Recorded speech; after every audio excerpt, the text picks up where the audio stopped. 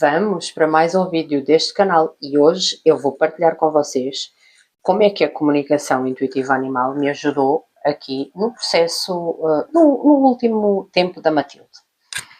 Só vou falar da comunicação, ok? Não vou falar de outras terapias que foram inseridas aqui neste último ano de vida dela.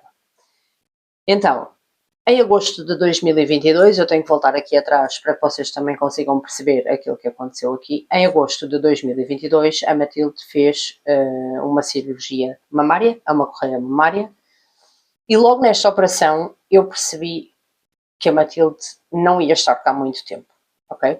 Eu sabia mais ou menos quanto tempo é que a Matilde ia cá estar e percebi isto numa comunicação feita nessa altura com ela.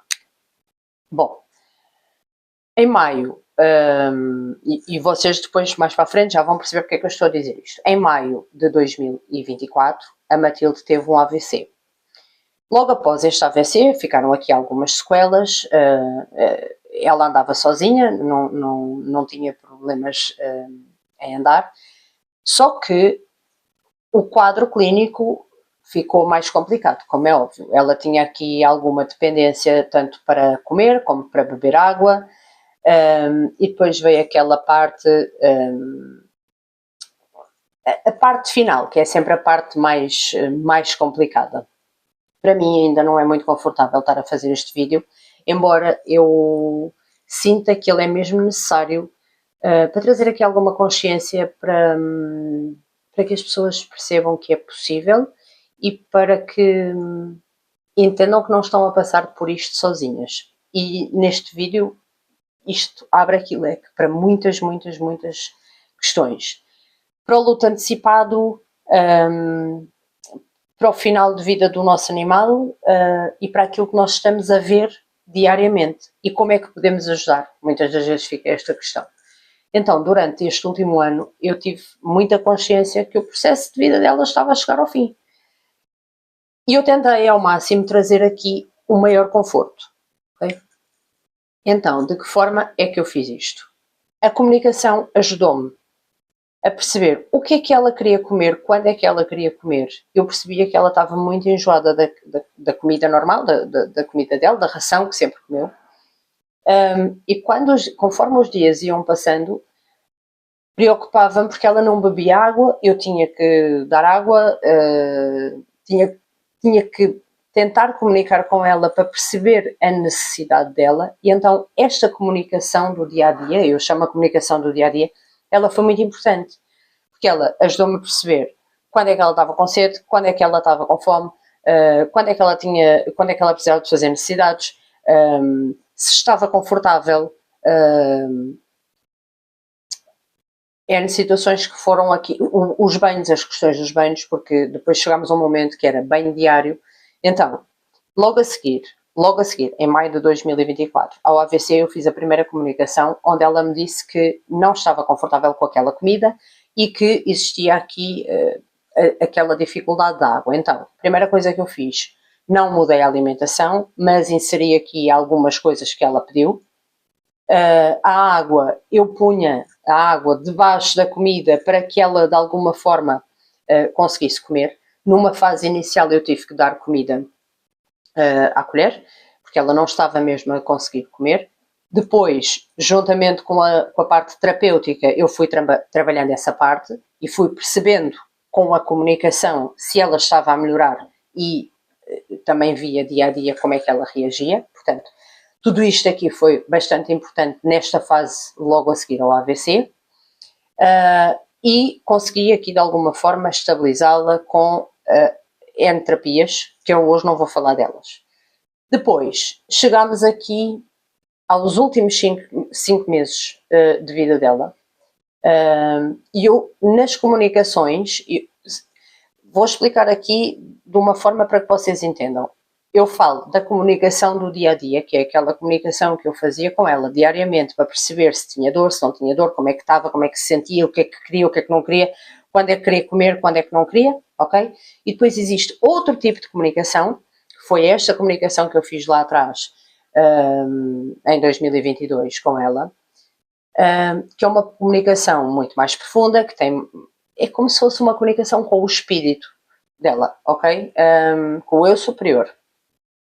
E onde veio aqui muita consciência. Por isso é que eu falei aqui, podíamos abrir isto para 2 tipos de comunicações e para vários temas. O luto, aqui, vem como um luto antecipado. Ou seja, eu quando percebi que ela não estaria cá há muito tempo, claro que eu não sabia qual era o dia em que ela ia partir, claro que eu não sabia quais eram os contornos, mas é como se tivesse havido aqui um alerta para me consciencializar que a vida dela estava por pouco tempo, vamos dizer assim. E então, o que é que eu tentei fazer aqui? Aproveitar ao máximo, estar com ela e trazer-lhe o maior conforto possível. Então, neste último ano, eu foquei-me basicamente, eu sempre me foquei na Matilde, não é? Porque a Matilde era a minha menina e nós tínhamos uma ligação muito, muito, muito forte, e para quem me conhece sabe aquilo que eu estou a falar. Eu não não via a Matilde como simplesmente um cão, era muito mais do que isso. E eu quis aqui de alguma forma trazer o maior conforto possível nesta fase final. No fundo, uma retribuição de tudo aquilo que ela me deu quase em 17 anos de vida dela e que continua a dar ainda hoje, porque eu não consigo, ela partiu, ela não está neste mundo, mas ela continua de alguma forma muito presente aqui comigo. Aqui em casa, vocês podem achar que eu estou doida, mas eu acho que só quem tem um animal é que consegue mesmo perceber e sentir aquilo que eu estou a dizer. Então, o que é que a comunicação me trouxe? Voltando aqui ao assunto, o que é que a comunicação me trouxe? Nestes últimos 5 meses, a demência ia aumentando. Portanto, primeiro foi a parte do AVC, depois entramos aqui numa questão de demência. Ela tomava medicação e eu já tinha que dar comida à boca, ok? Só que tudo isto não era feito de uma forma... muitas das vezes ela não queria comer bem, ela não queria tomar. Ela depois ficou aqui também numa fase mais para a frente com alguma incontinência, portanto os banhos diários eram muito importantes. Se queria usar fralda, se não queria usar fralda, porque depois também tivemos aqui estas questões. E então, tudo isto eu juntava a comunicação. Então, cada vez que eu tinha... Vou dar aqui um exemplo muito, muito, muito específico. A Matilde não gostava de tomar banho. Pronto. E eu tinha que lhe dar banho diariamente. Então, isto não era confortável para ela. Então, cada vez... Havia um ritual aqui, quase que diário. Cada vez que eu ia dar banho, eu dizia, explicava que ela tinha que tomar banho, porque ela estava suja. Então, o que é que eu ia fazer, de que forma é que eu ia fazer, como é que eu ia dar banho, para que ela se tranquilizasse, ok? Quem tem um cão com demência sabe o que eu estou a falar. É como se não houvesse um entendimento verbal. É difícil, eles não respondem aos comandos. Portanto, a parte da comunicação intuitiva ajudou muito neste processo. Okay? E os banhos passaram a ser muito tranquilos.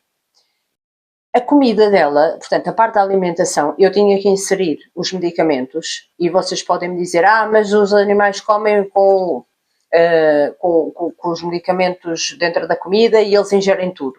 Sim, mas a Matilde tinha o dom de pôr os comprimidos para fora da comida. Portanto, de alguma forma, eu tinha que disfarçar o medicamento,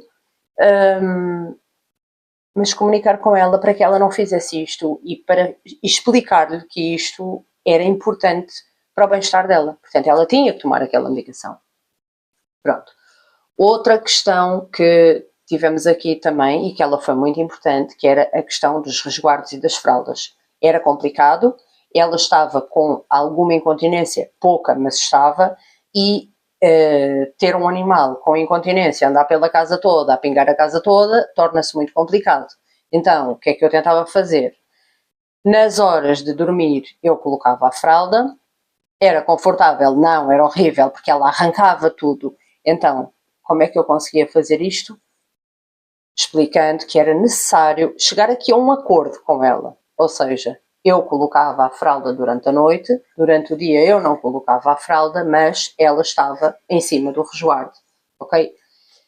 E por mais que isto pareça muito doido, isto funcionou muito bem, porque eu conseguia perceber as necessidades dela, eu conseguia chegar aqui em conversação com ela para que as coisas acontecessem, sem stress, sem guerra, porque ela ficava estressada, ela detestava a fralda, portanto, ter que estar com aquele objeto incómodo era complicado. Portanto, eu só tinha uma forma de fazer isto, era com a comunicação. Explicar-lhe, olha, a X altura eu vou ter que pôr a fralda para conseguirmos dormir e está tudo bem. Portanto, isto funcionou muito bem. Outra coisa que também funcionou muito bem aqui foi o facto de perceber se ela estava confortável, se ela tinha dor, porque um dos meus maiores medos aqui é um animal com demência, muitas das vezes tem, vou dar um exemplo, o caso da Matilde, ela fazia movimentos rotativos, circulares, andava à volta, à volta, à volta, à volta. E eu não conseguia perceber se aquilo era da demência, se aquilo era dor, se aquilo era... Então, forma mais fácil de fazer a comunicação intuitiva, ok? Outra das questões que foi muito importante era quando algum de nós, portanto, com a idade ela ficou mais dependente e mais ligada a nós. Então, a questão de comunicar com ela quando algum de nós ia sair, isto ajudou, ok? Por exemplo, havia um dia por semana que eu não estava em casa, então eu avisava que eu naquele dia não ia estar presente e ela portava super bem. Os ritmos dela, nós mantínhamos os ritmos dela, ok? Mas ela sabia que naquele dia eu não ia estar aqui. E então ela não ia andar à minha procura, ok? Então, foi nestes pontos, estes foram os pontos essenciais em que a comunicação ajudou aqui nesta fase final, que é sempre uma fase de muita dependência, de demência, porque eles às tantas estão a fazer disparates e nós não percebemos ou se eles estão com dor, se eles estão para ter alguma coisa. Então, a comunicação ajuda nisto, a percebermos se existe alguma dor, o que é que vamos fazer, como é que vamos atuar. Este é um dos pontos. Outro ponto aqui era o ponto, portanto, que eu falei lá atrás, que em 2022 ela já tinha dito que não queria, portanto, que não estaria cá há muito tempo. Logo a seguir ao AVC, outra das comunicações que eu fiz, ela deixou bem marcado que ela não queria ser internada. Então, muitas das vezes isto não é possível quando o animal nos traz estas situações. Muitas das vezes isto não é possível. Então, o que é que eu tentei de alguma forma aqui fazer? Foi também tranquilizá-la, ok? Dizer-lhe sim, ok, eu não te vou internar, mas se as coisas... vou-me focar só na Matilde, mas se as coisas fugissem aqui do controle, ela não ia ser abandonada, ela ia estar num veterinário que ela conhecia, que ela conheceu desde sempre, portanto, foi a veterinária dela desde bebê. Portanto, não só a veterinária, mesmo os auxiliares eram pessoas que ela conhecia, que ela tinha confiança, portanto, ela não estaria num sítio estranho, mas ela queria fazer isto tudo aqui. E que bom que foi possível, que bom que eu me dediquei neste último ano a ela. Faria tudo novamente. Não me arrependo de uma vírgula. Sou muito grata por ter tratado dela, mas também foi muito bom poder entender esta parte. Eu acho que só quem tem um animal com demência consegue perceber o quão difícil é lidar com estas situações. E é aqui, e é este o ponto, é a comunicação veio ajudar muito neste entendimento. Portanto, quando havia uma necessidade, quando havia algo que ela não gostava, as coisas eram muito mais fáceis. A questão do veterinário, o facto dela ter dito que não queria ser internada, eu acredito que ela quisesse passar este tempo connosco. Assim foi feito, mas se fosse necessário, ela teria sido internada. De qualquer forma, isto obrigou também da minha parte a abdicar de muita coisa. Como eu estava a dizer, não me arrependo minimamente, faria tudo novamente. Acompanhá-la a cada momento, porque assim, a Matilde comia de 3 em 3 horas. É quase que impossível alguém estar 24 sobre 24 sobre 24. E aqui, este foi o meu ponto. Eu estava 24 sobre 24 com ela. Mas eu fiquei muito tranquila em poder fazer este percurso com ela, em poder acompanhá-la, em poder entendê-la, acima de tudo, em poder entendê-la. Ok? Eu vou tentar trazer aqui um último vídeo desta série. Não sei se será hoje, mas é de certa forma aqui o último momento da Matilde. Ele teve aqui alguns contornos bastante interessantes que talvez possa ajudar aqui alguém na tomada de decisões, naquilo que devemos e que não devemos de fazer. A comunicação pode ser sempre aqui uma ajuda, um pilar, e eu acho que é muito importante tranquilizar, entender o nosso animal, mas também ficar tranquilo, ok? Foi de alguma forma aquilo que eu senti neste processo todo, ok? Digam-me se vocês gostam destes vídeos, não se esqueçam de se inscrever no canal, partilhem com alguém se acharem que é necessário e vemo-nos nos próximos vídeos.